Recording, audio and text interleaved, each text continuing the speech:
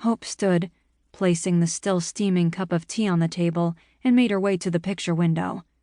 Lex's old truck sat in the drive, surrounded by 4 men. 3 she noticed as Lex, sharp-toothed Gator, and a man named Blue, his now blue mohawk no longer spiked skyward but plastered to his head from rain, who was to take up the second watch for the night. And then there was Abel.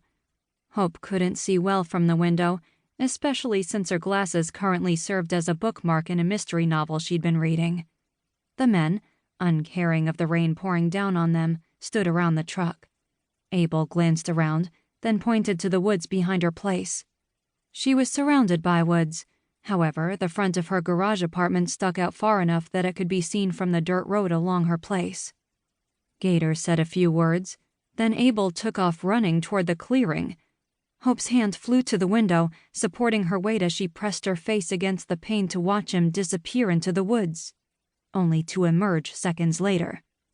She surmised there wasn't a threat, since the other men didn't take off after him. Then, he made his way in a light jog to the base of the stairs leading to her place and took off again in the same direction. Thea sidled up beside her, hands on her hips, watching the scene unfold. "What the hell are they doing?" Hope asked, as Abel ran from different spots in the yard, always ending up at the opening of the woods. Thea leaned forward and squinted. "It looks like they're timing how long it would take to get to that opening," she pointed. "Where does it lead to?" "It leads to a glade and a lake." Hope had gone back there a few times and explored. She'd even taken a book and sat by a tiny stream to read. Thea pushed back from the window with a sigh. "How are you feeling?"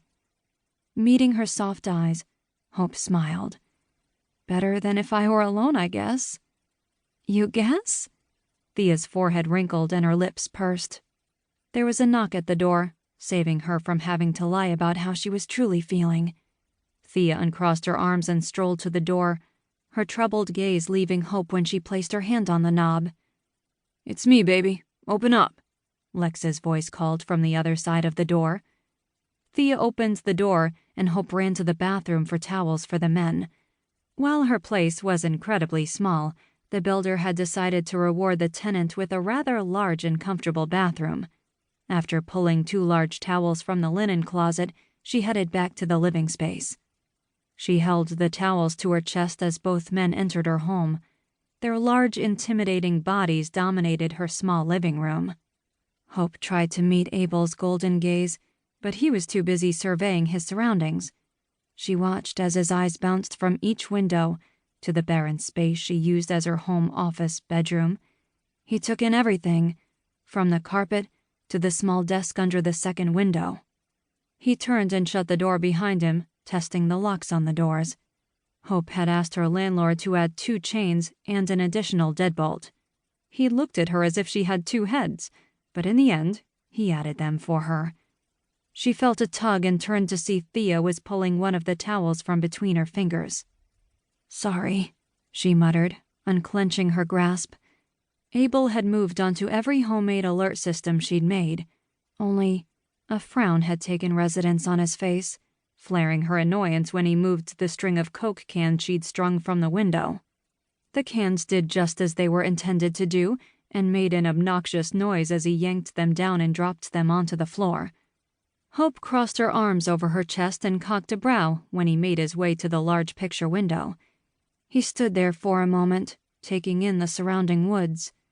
Moving closer, he inspected the privacy film she'd placed over the windows, so that during the night no one could see in. She growled when he picked at a peeling piece of the film and shook his head. When he turned, his eyes briefly met hers, and Hope saw a glint of mirth in them. She wasn't sure if he was amused with her extra attempts to protect herself or laughing at the situation. Either way, he annoyed her.